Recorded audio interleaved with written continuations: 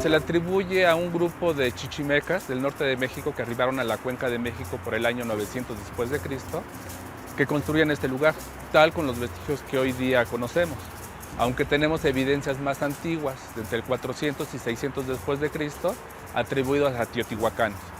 Pero de lo que más se conserva es lo del posclásico que hoy día vemos, que se le atribuyen a Mixcoac, que era un guerrero que venía al frente de un grupo de cazadores-recolectores, que inicialmente se establecen en lo que es Culhuacán, pero estos grupos se empiezan a separar y se van a ocupar otros lugares de la Cuenca de México. Un grupo de estos llega aquí a lo que es Mixcoac, se establecen. Tenemos que partir de Fernández de Castillo, que así lo quiso bautizar, por ese topónimo que vio en el plano de Uppsala, que decía, bueno, pues coincide el plano con la ubicación del lugar, pero la verdad es que no coincide tanto, aparte pues son planos del siglo XVII, no es que estén mal hechos, simplemente no están en escala, simplemente son aproximaciones.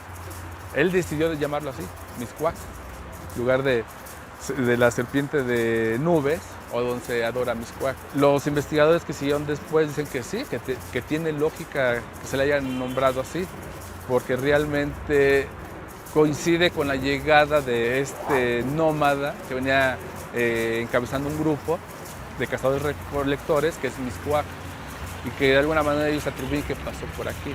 Entonces, que de alguna manera sí está bien relacionado el nombre de Mixcoac a este sitio.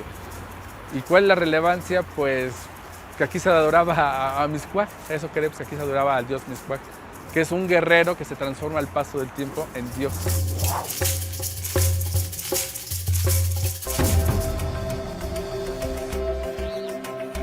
Lo que más se le atribuye es el culto al dios Mixcoac, que es aquí un templo.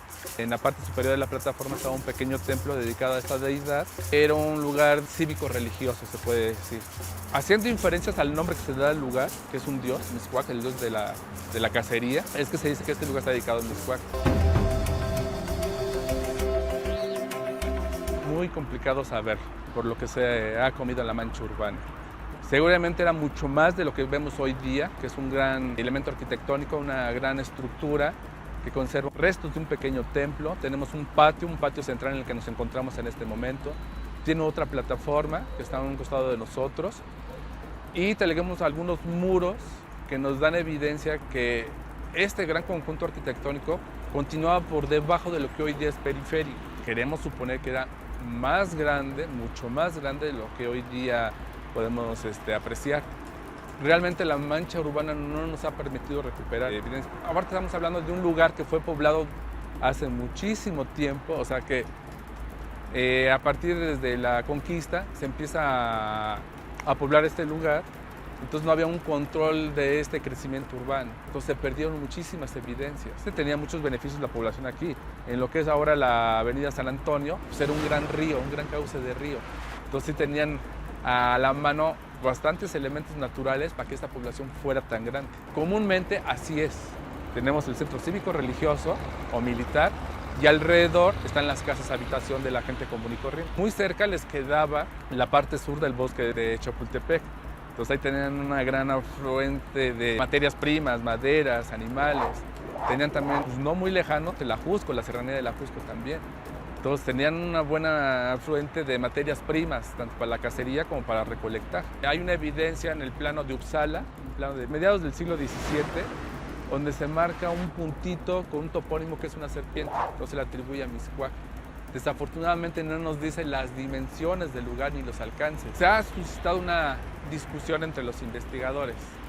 Si Mixcoac era una ciudad aparte, que controlaba, un pueblo aparte que controlaba su territorio, o pertenecía al poblado prehispánico de Tacubaya, porque muchos consideran que no, que en realidad pertenecía a Tacubaya, que era parte de Tacubaya, y no que fuera un centro independiente. Entonces hoy día todavía sigue esa discusión. Tenemos edificaciones por debajo del periférico, que es donde se considera el basamento. Más allá de esto, de 100 metros a la redonda, no se han encontrado más elementos de gran importancia. Sí cerámica, pero sí, por ley, el Instituto Nacional de Antropología e Historia tiene que supervisar las obras que se desarrollen en lugares donde hay presencia de vestigios arqueológicos o donde se presuma que puede haber existencia de estos vestigios arqueológicos. Yo creo que lo más importante es que son de los pocos centros ceremoniales prehispánicos que nos quedan dentro de la Ciudad de México que se han podido conservar. Es un testimonio de lo que ha sucedido aquí en la Ciudad de México, de mucho más construcciones que todavía deben de seguir allí enterradas o que simplemente se fueron destruidas con la mancha urbana. Es un lugar que estuvo ocupado desde el 900 después de Cristo hasta 1521, hasta la conquista. Son grupos chichimecas que llegan del norte de México, pero son de la afiliación náhuatl. O sea, son náhuatl como los aztecas, como casi todos los pueblos que tenemos aquí en la Cuenca de México para ese entonces. Sí estaban bajo el dominio mexica, porque ellos tenían controlado todo, prácticamente toda la cuenca. Toda la Cuenca de México la tenían controlada los mexicas, sí estaban bajo el yugo de ellos. Como si aparece Tacubaya, más bien Mixcoac dependía de Tacubaya, porque en el poblado de Tacubaya sí aparece dentro de la matrícula de tributo. Las figurillas que se han encontrado son figurillas antropomorfas, son fragmentos nada más, pero representan a la población en común. No traen ninguna representación de una deidad.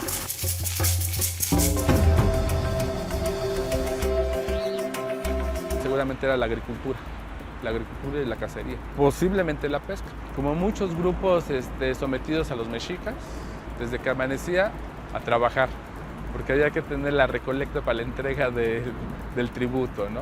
Seguramente algunos se tenían que trasladar a las serranías a cazar, otros dedicarse al campo. Si tenían muy cerca esta fuente de agua, seguramente tenían muy buenas tierras de cultivo para sembrar maíz, frijol, calabaza, chile. Ajo, eran los días habituales aquí. Y en esta parte central, pues hacer liturgias rituales todo el día.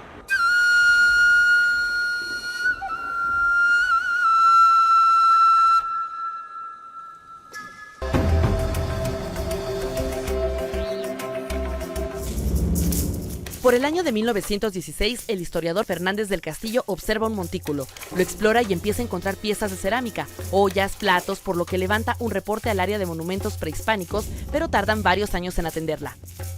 Es hasta 1920 cuando el arqueólogo Eduardo Noguera, comisionado por Manuel Gamio, atiende la denuncia y se inician las excavaciones en la zona en septiembre de 1920. En la década de los años 60, con la construcción del periférico, se inicia otro salvamento arqueológico y es el inicio de la delimitación de la zona.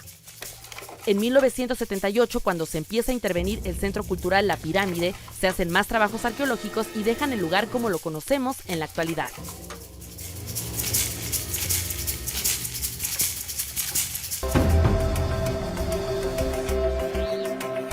Lo que deja al descubierto Eduardo Noguera en aquel entonces es la parte superior del montículo, que son unos pequeños alineamientos de muros y columnas que encontró.